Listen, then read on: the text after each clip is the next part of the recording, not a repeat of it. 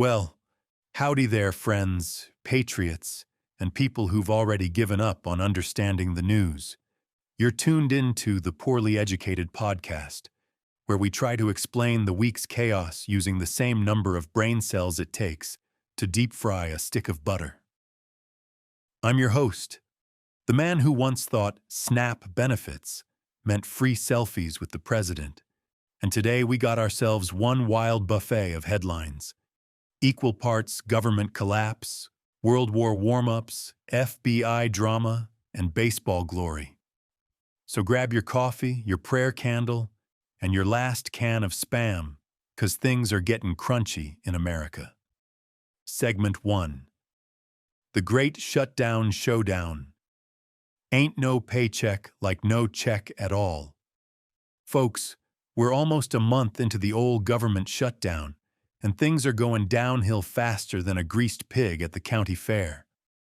42 million Americans lost food stamps. 6 million moms and babies on WX are about to run out of milk money, and the military might not even get paid. When the troops can't buy Monster Energy and beef jerky, you know morale's in the toilet. Governor Maura Healey said people woke up Saturday morning and couldn't access their benefits. And honestly, that's how I feel every time I try to log into healthcare.gov. But what really gets me is that while all this was happening, the White House threw a $300 million donor dinner.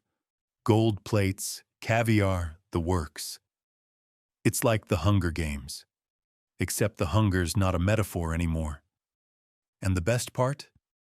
Trump got a private $130 million donation from billionaire Timothy Mellon to pay the troops.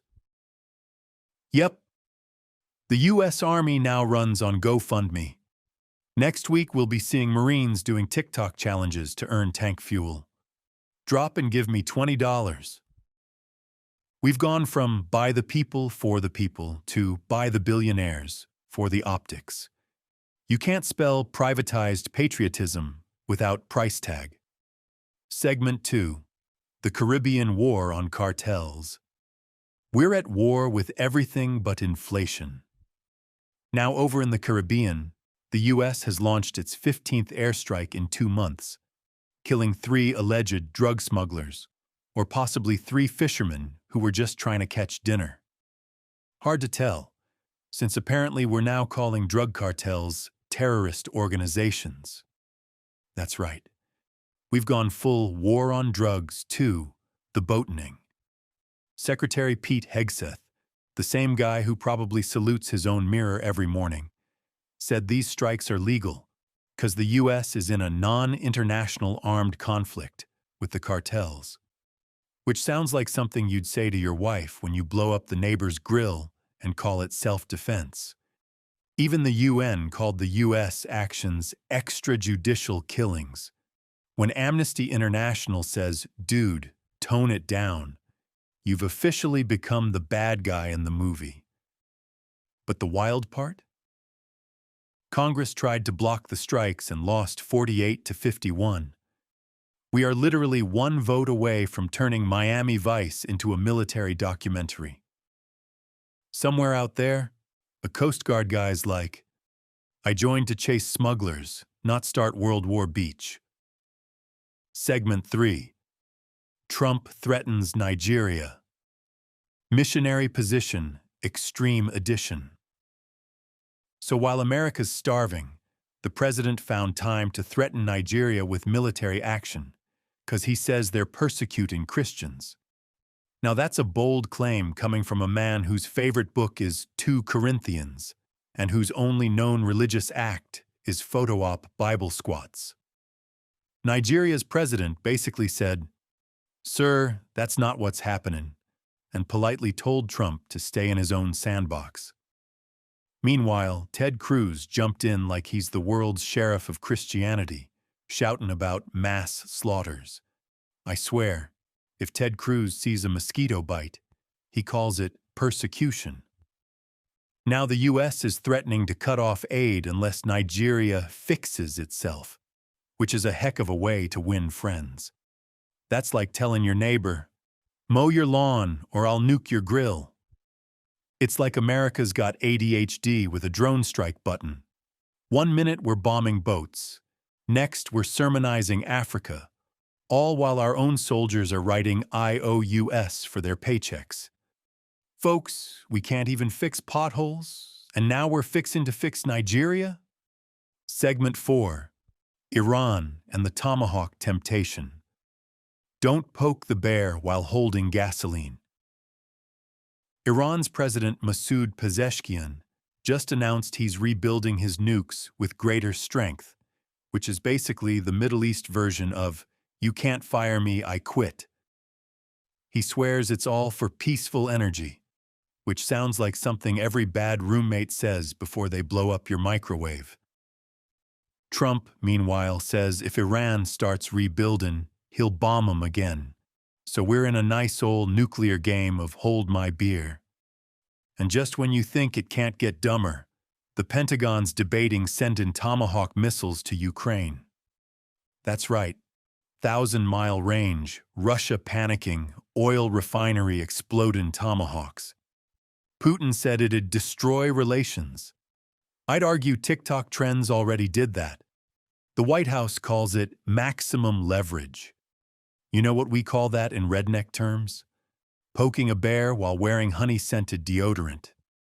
At this point, our foreign policy is like a NASCAR race with no brakes. It looks exciting, but you know it's gonna end in smoke and tears. Segment 5. Domestic drama. Harvard goes boom and the FBI goes boomier. Now let's head back home, where someone decided Harvard Medical School needed a surprise chemistry experiment. An intentional explosion at 2:48 a.m.